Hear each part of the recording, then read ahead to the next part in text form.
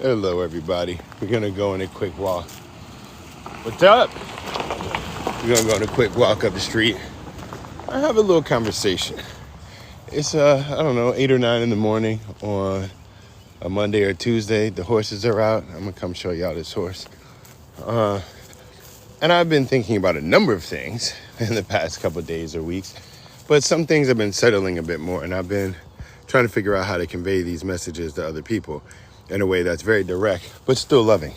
So anyone who hears this, understand I say this all out of love and out of the fact that we are in a consistent struggle and negotiation of how to manage ourselves and our lives amongst a world we don't have a whole lot of say in, and where yes, we control what we decide to do in our lives, but there are a lot of things that we don't control that are presented to us. And so I've been thinking about the changes in society and what's been happening socially and humanity-wise. And when I watched the TV last night and I saw the president of the U.S. say that white South Africans, Afrikaners, former colonists who stole, raped, pillaged, whatever type of land in South Africa, are being granted special refugee status and asylum in the U.S. How many people from how many countries take years to get asylum worked out to get to the U.S., where we know that their country is being bombed, being hit with chemical weapons, biological weapons, civil strife and unrest that is caused sometimes by nations that we work in concert with or ourselves. And we don't give refugee status to none of these people. But the white Afrikaners are able to get a special refugee and asylum status with the U.S., and Trump called it a genocide. Trump said that what is happening in South Africa is a genocide against people who happen to be white, but he doesn't care. That is the craziest shit I've heard in so long, to deny the humanity of all the Palestinians, deny the humanity of all the Yemeni, deny the humanity of all the Congolese. I can't even speak straight. I'm so flabbergasted. All the type of humanity that's been denied, to then turn around and support white Afrikaners and say that they're facing a genocide. The state, South Africa never created murder camps for the white folks. The white folks in South Africa, when they took the land from, South Africa never created murder camps for the white folks. The white folks in South Africa, when they took the land from the Africans, literally did extermination campaigns. And so I can't even handle it. So that's kind of pushed me to say, when we looking at this stuff out here, don't be complicit in the okie doke. Don't be complicit in this fuckery. If you are neutral, you're being complicit. The point I'm saying is love. The point I'm saying is remember humanity, remember love. Remember that we are all interconnected.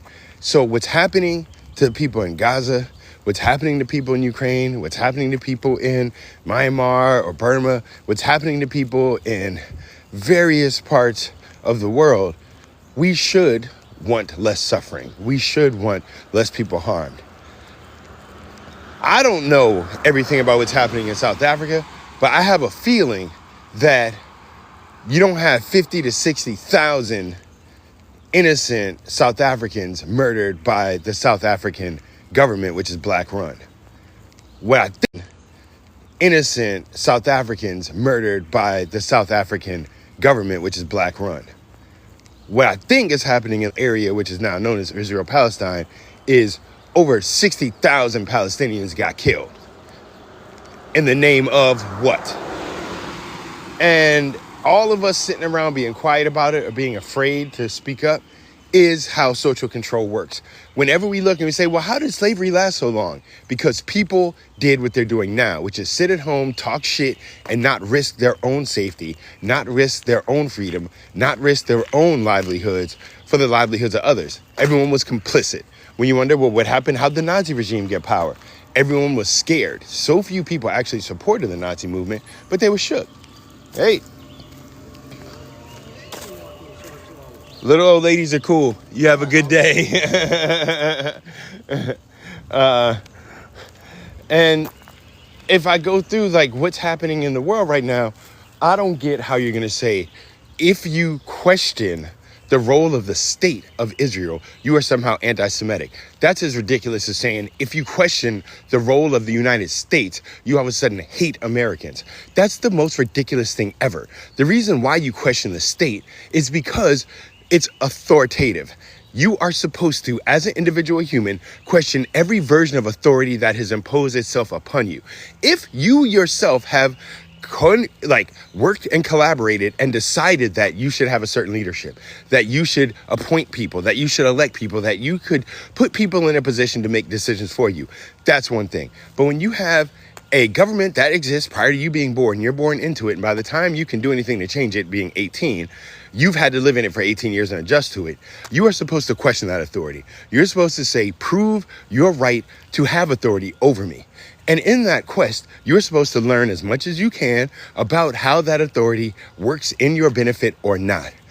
I'm supposed to question when the U.S., after September 11th, put in the Patriot Act. I was supposed to question that because people said, you know what this is going to do in terms of surveillance? And those people weren't wrong.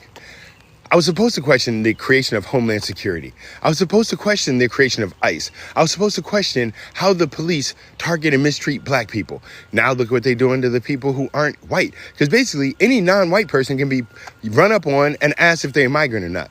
You think they're running up on people that look Irish or Scottish or Polish or Hungarian or Icelandic or Danish? You ain't seen a single Danish person get run up on asking if, and so the blatant racism and the blatant everything that's not white, if y'all are complicit in it, just know that that's what's happening. If you're not in your job complaining that they took away DEI and saying, fine, we don't got to call it that, but we want the same thing. We tired of all men working in the office. That shit's wrong. That's not good business. The majority of the world are not men. So why do you got men making all the decisions? How dumb is that as a business plan to have people who don't know shit try to sell shit to most of the world? Oh, well, no. We got to protect white men. You have to protect white men. Is that really the type of statements we're making right now? What about we protect humanity? What about equitable protection? And so for 400 years, white men have had excess protection, have had a lot of privilege, and been able to abuse the rule of law at the expense of these other groups, whether they're women, whether they're black, whether they're, you fill in the blank on what the people are that have been taken advantage of. So when we don't say anything and you're the news, you're complicit. When we don't say anything and you're an academic institution, you're complicit. And if you skip, you're complicit. When we don't say anything and you're an academic institution, you're complicit. And if you skip, so what we have to do is say, we don't care if you threaten to not hire us for you. We don't need your fucking jobs. What we got to do is when you're in school and the school says, you got to claim that you support genocide in another country. And if you claim that you want peace and love, and anywhere in the world you want peace and love, so you are anti-war, you can't get your degree, then why you want a degree from that place? That would be like, well, you want peace and love, so you are anti-war, you can't get your degree, then why you want a degree from that place? That would be like, well, I need a recommendation from a slave owner to prove that I'm a good human. That's crazy to me. At a certain point, you're supposed to turn your back on the institution, start your own, and make it clear why you don't fuck with the mainstream. Let people know around the world how ridiculous, in a world of, we need free speech, censorship's bad, yada, yada. But you can't write a book that talks about history realistically. Like if your book includes how many of the first presidents were slave owners and explain the moral quandary in saying our nation was founded on the principle of freedom, while 14 of the first 18 presidents had slaves, that's a quandary that should be investigated. That shouldn't be left out the books. It shouldn't be, well, you got to teach your kids to love America, so don't tell them the reality of what's happened. That is not good for humanity at all. And all the people, so don't tell them the reality of what's happened. That is not good for humanity at all. And all the people complicit in this Easter Bunny, Santa Claus fake history of America, part of the problem. And acting like we aren't doesn't help us. So I'm saying I know I'm part of the problem.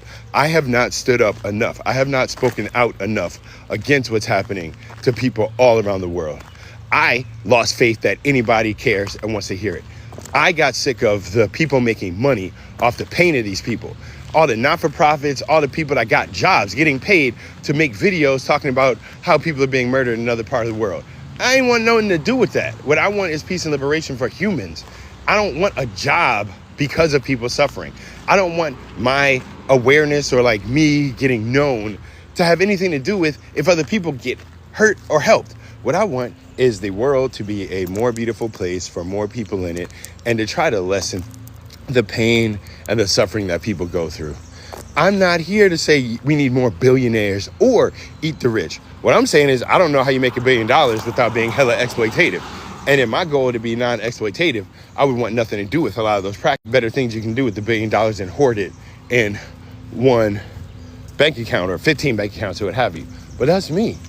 And I'm just trying to tell people, honestly, it's on you. There's no excuses. If you are upset, it's on you. There's no excuses. If you are upset at what you see in the world around you, stop voting in the people that continue it.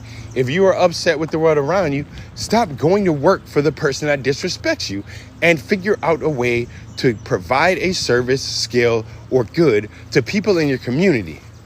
How many of us aren't getting what we need, but complain about the people who are in charge of the services provided instead of learning how to do it ourselves, instead of building the connectivity amongst community, instead of learning about what it takes to have the infrastructure necessary to be less dependent on the people that we know lie to us and don't work in our favor.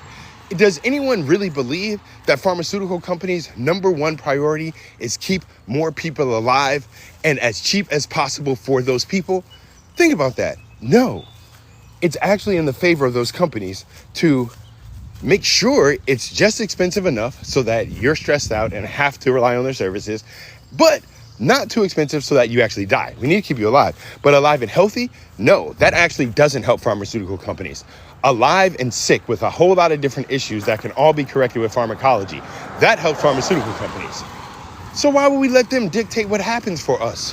What corporation that works in energy or in investment, finance, is their priority make sure all the people have as much money as possible? Make sure these municipalities where people are getting rich have good infrastructure? Nah, look at everywhere the tech boom has happened. If you in California, go through Northern California. If you in Texas, go through Austin. If you're in Tennessee, go down near Memphis and Nashville. If you're in Florida, go to Miami and Fort Lauderdale. Wherever you are, if there's been a tech boom, that means billions of dollars have been flooded through an area. See where the money goes. See how in every square, if there's been a tech boom, that means billions of dollars have been flooded through an area.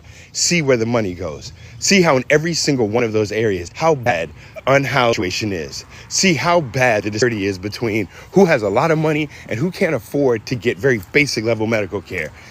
So we're going to let the tech people make decisions for us as society?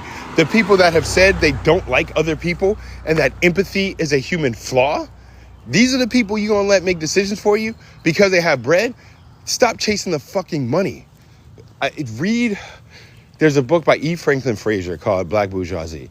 And it basically explains how black folks won't do anything different if we exhibit or imitate the ways of the capitalists, that we will end up exploiting others, we will exploit ourselves, and we will not generate liberative policies, theories, and actions. A whole lot of black people didn't read that book. And a whole lot of people in general need to remember that capitalism is not humanism. Capitalism's end goal is never to liberate all the people. It's never to make life better for all the people. It's never to make equity or the opportunity for having a rewarding, fulfilling life available to all the people in the country. That's not what capitalism does. So stop acting like that's the goal. All right, my phone's about to run out of batteries. I got myself real hype, so I'm going to get off the phone in a second. But just for all the people that watch this, if you work and your work is about black folks or women or queer people or trans people, this is the time to step the fuck up. When people come at you and they say, well, you need to change your language, you look them in the face and say, you shut the fuck up. All right, we here and we got a mission, and the mission is real, and you can't do the mission using fake ass language. If the mission is working with black folks, if it's working with migrants, if it's helping people not be illegally deported, then that's the mission. And you tell people what the fuck the mission is and you stand for the mission. You don't kowtow. You don't change the words up every 13 seconds. You don't let the authority impose its will on you. The whole point of being obstinate and being an obstacle to the authority is to generate change, not for your entity or self to just exist. And this whole like, well, if we run out of money because we can't get donations from the federal government, we can't help people. If you rely on the federal government to provide services for people that the federal government has said it doesn't care about, why do you think they're going to help you anyway? Stop relying on the abuser to give you your keys to liberation. All right, do for self. I'm going to holler.